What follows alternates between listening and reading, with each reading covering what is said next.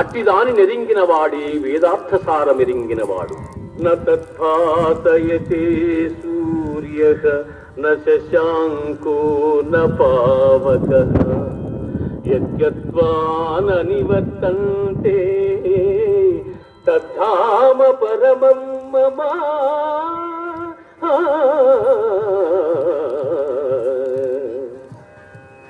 పునరావృత్తిరహితమైన మోక్ష పదము సూర్యచంద్రాగ్నుల ప్రకాశమునకు అతీతమై నా ఉత్తమ పదమై ఉన్నది.